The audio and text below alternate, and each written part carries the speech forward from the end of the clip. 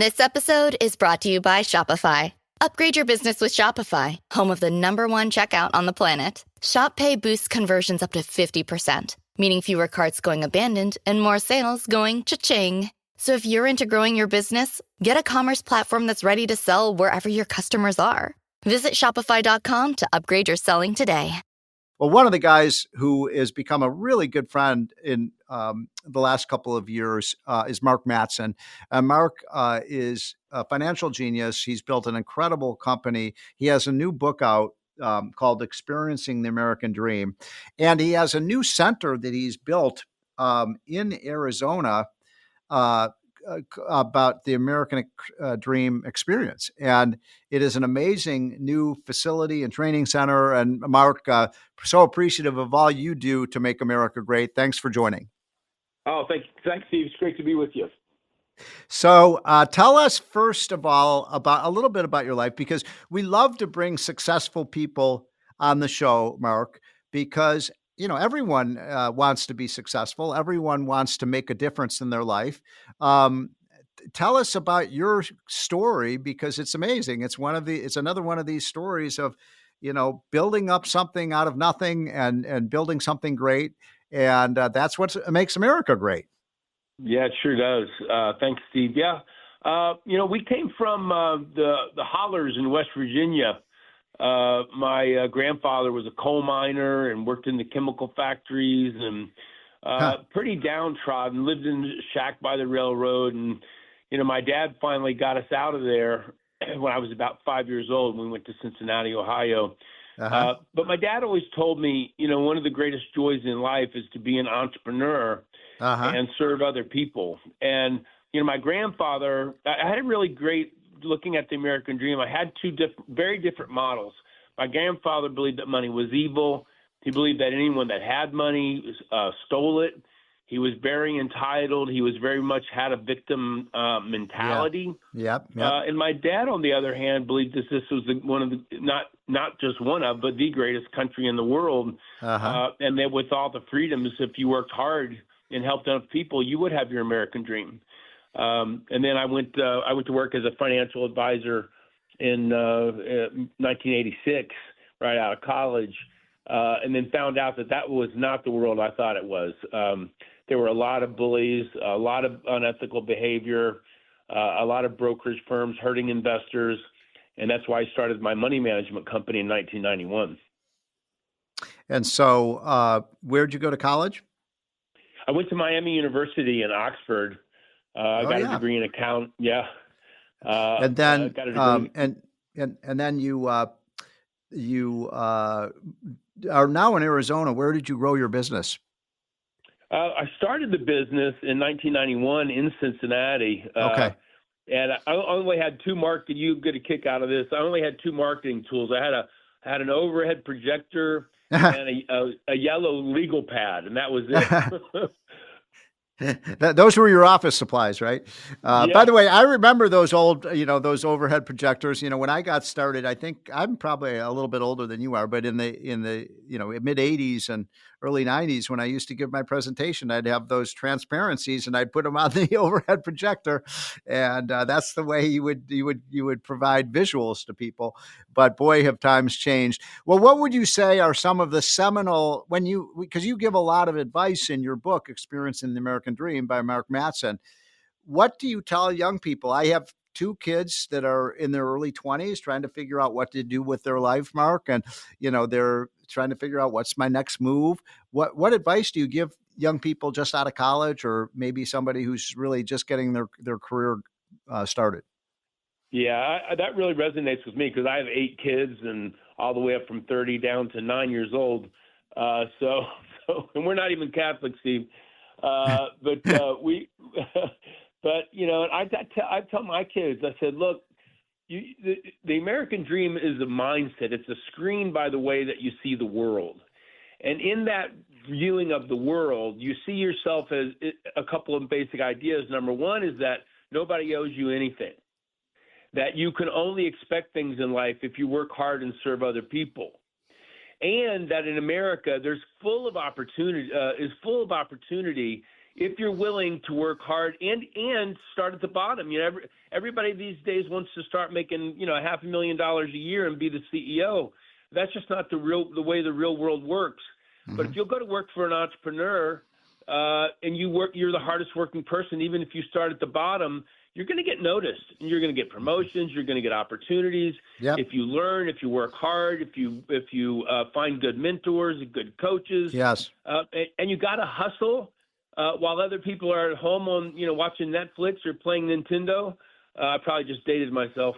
Or PS5, I guess. You can have everything, and you can be an entrepreneur here in America. And today, with almost little to no startup money, but you got to develop that mindset of the American dream as a screen, the way you see the world. I resonate with what you're saying, because I remember in my first few jobs, the one thing I kind of figured out, and this is not some kind of brilliant insight, is if you're one of maybe 15 or 20 workers doing something, I always felt like, okay, I'm going to be the first person in there in the morning. I'm going to be the last person to leave. I'm going to work my butt off to make sure that I'm better than everybody else. And, in other words, stand out and that did get the attention of my, bosses. And then I got a promotion and da-da-da. But in other words, I think one other quick thing, Mark, and then I'd love your response, is one of my problems that I have with our society today is too many, especially when it comes to, lower income people, minorities, and so on. It's always why you can't, not why you can. And, there's too many obstacles, your race, or you're too short, or you're too ugly, or you're da-da-da-da. And you don't have to be brilliant to be successful. No, absolutely not. As a matter of fact, I've seen some very genius people with extremely high IQs that don't have a lick of common sense. That's right. And don't achieve anything in life. It also takes imagination and willingness to do what other people are unwilling to do. Mm-hmm. I'm reminded of Walt Disney when he said he was going to create color cartoons, or when he said, mm-hmm. I'm going to create a full-length movie, Snow White, and everybody laughed at him. When he said, I'm going to create a theme park, we're going to have rides based off of mm-hmm. these movies that I created. You're always innovating and creating new things. And entrepreneurs and businesses are really in a talent void, meaning that if you're willing to show up and work harder than everybody else, you will get promoted. You will get noticed. You will get opportunities. But I think, I was thinking this yesterday, it's kind of like since COVID, I think we've all gotten a little soft.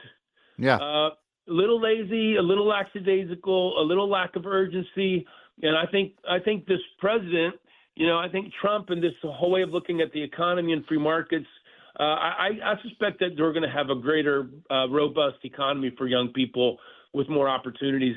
There's 9 million jobs that are untaken right now because people won't work. Yeah. So I couldn't agree more. And, the fact is that you have to have the work ethic, and I'm not so sure we always teach a great work ethic. I'm a big believer in, and people who are regular listeners to my show know that I say this all the time, is that, the younger you start working, the better it is. So that's why I've always, thought, why not have 13 and 14 and 15-year-olds working? I don't know what, I remember my first job, I was mowing lawns and things like that, delivering newspapers at 12, 13, 14 years old, because I wanted to make, and I came from a pretty fairly affluent, I was very lucky. I had great parents, but I never wanted my dad's money. I wanted to make it on my own. And, the way you have to do that is you start working. How old were you when you started working, Mark? Oh my goodness. I remember even being like 10 years old, and it would snow in Cincinnati, and all the other kids would go grab their sled. And my dad, as he was walking out the door, would hand me a snow shovel. And he said, he's like, first you do our yard, and then you go to the neighbors. You do our driveway, then you ask the neighbors. And I said, well, they don't always pay me. He said, I don't care. If they pay you a couple bucks, fine. If they give you a cookie, fine. And he said that, and I think this gets missed a lot, that work is its own virtue. That's true. That even the doing a job well done, seeing the excellence of your own hard work, it builds your character and it builds your strength and it builds your values. Separate from the money, that work is a virtue. One thing I think this country would do better, would do more well if more people saw it that way. One thing I find admirable about Trump, and I don't always agree with Trump, as I always tell my audience, I agree with him most of the time and not all the time. But I love the fact that he's just a visionary, and that's what a leader should be. And his whole idea of, going to the Mars and, all the new technology that we're going to use, and that, every child, no child is going to be left behind. And these kinds of, if you look at his State of the Union speech, it was very aspirational. And I love that about Trump, because it's almost like there's no mountain high enough that we can't climb. I think that sets the tone for the whole nation. You look way back, it used to be that Democrats and Republicans weren't really that far apart. You can look at Reagan, you can look at Kennedy. They both wanted lower taxes. They both believed in freedom. They both believe in excellence, exploration. And with this kind of landslide that Trump had, I think you see in the whole country move towards meritocracy and performance and responsibility. It's been an amazing thing. And one thing I want to, I know you really give advice about how to grow money. I want to kind of issue a warning to everybody. Look, so many people in America today have gotten sucked into investing only in large growth companies, large tech companies. In the tech companies from 1995 to 2000 made 45% per year for 5 years. Yep. But then, Steve, they lost 75%. They crashed. I remember. 75%. And now everybody wants NVIDIA. They want Microsoft. They want Meta. They want Facebook. They want Tesla. The Magnificent Seven, and it's extremely dangerous. And I just want to urge people to diversify internationally. Make sure you have small stocks, value stocks. We're in over 70 different countries with over 24,000 different holdings. And having a portfolio of 100, 200 stocks, that's not going to do it, folks. You saw the example of NVIDIA just the other day when DeepSeek came out, and they lost $600 billion, the biggest loss ever in the history of the market cap in one single day. So go to work, guys. Study, learn some basics about investing. There are amazing Nobel Prizes won, like for things like efficient market theory, modern portfolio theory, things like that. Go to school on investing. It's very worth it. So just a few minutes, I'm talking to Mark Matson, whose book is a wonderful read. It's called Experiencing the American Dream. And Mark, tell our audience about the new project that you have on the American Dream that you're doing there in Arizona. How does it work? And is it something that's open to the public? Tell us about that. Yeah, we have. I put a lot of thinking into how to create an overall experience for people. We'll have a 2-day workshop called the American Dream Experience, and it's made for families to come together to discover their true purpose for money, to discover that most people are actually speculating and gambling with their money, even though they think they're prudently investing, and Wall Street and the investing world takes advantage of them, getting them to stock pick, market time, track record invest. I teach them the academics. I teach them how to build portfolios. I teach them how to measure their risk. I teach them how to have a long-term approach to their American dream, because the reality is most people can't take that 50% loss. 2008, 2009, S&P was down 50%. I remember. And maybe when you're in your 40s or 30s, maybe you can take that hit. But if you're getting ready to retire, most people cannot watch their money lose half of all its value overnight. So we teach people how to measure it, and they have a really good time looking at themselves, looking at their portportfolios, and discovering how they can fulfill on their family's purpose. Now, can anyone participate in this, Mark, or how does it work? How do people? Anyone that wants to register, they can come. It's kind of like our thing that we do for service for people. We're big believers in education.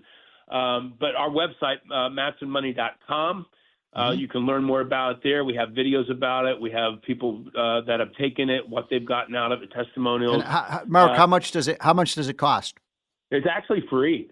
Free. Okay. We do it live in Scottsdale. We also do a virtual 3 times a year. So you can go online and sign up. Yeah, they can go online and sign up and get more information about it. And they can. What is it called? Can you give everybody the name of it again? It's called. What is it called? The company is MatsonMoney.com. The class is the American Dream Experience. The American Dream Experience. Okay, well, that's amazing. Well, Mark, one last thing on the way out. When you're choosing these companies to invest in, it's very quickly, what are the one or two things that you look at in terms that sets one company apart from another? Yeah, the critical thing I always tell people, it's very hard for them to get, is that markets are extremely efficient, and what that means is that all the knowable and predictable information is already in the price today. Right. Therefore, it makes it extremely difficult to pick winners from losers. So instead, focus on the overall structure of your portfolio. So if I want 10% of my money in U.S. small companies, I'm going to get all 2,000 companies, either in an ETF or in some kind of index fund. I'm not going to try to pick the best out of those 2,000. I see. Because in all likelihood, I'm going to lose and pay a lot of commissions and taxes in the process. So focus more on the overall structure of the portfolio. Once you decide, okay, I want 15% in emerging markets, then you want to allocate to all of those. Don't increase the risk by gambling, and you'll have a much better investment success long term. Well, Mark, we're up against a hard break. Appreciate your taking some time off on your Saturday afternoon to educate us. Congratulations on all your success. The book is called Experiencing the American Dream. It's Ocean Drive in Coney Island. Ocean Drive is the only luxury rentals in New York with a spectacular ocean view. You wake up in the morning and breathe that ocean air. I'll certify that you're going to live 10 years longer. When I became successful, I wanted to live on the ocean. If you have worked hard, you deserve an apartment on Ocean Drive too. Go to OceanDriveNYC.com and reward yourself. If you're a policeman, fireman, doctor, nurse, or teacher, you qualify for a limited time offer at OceanDriveNYC.com. Terms and conditions apply.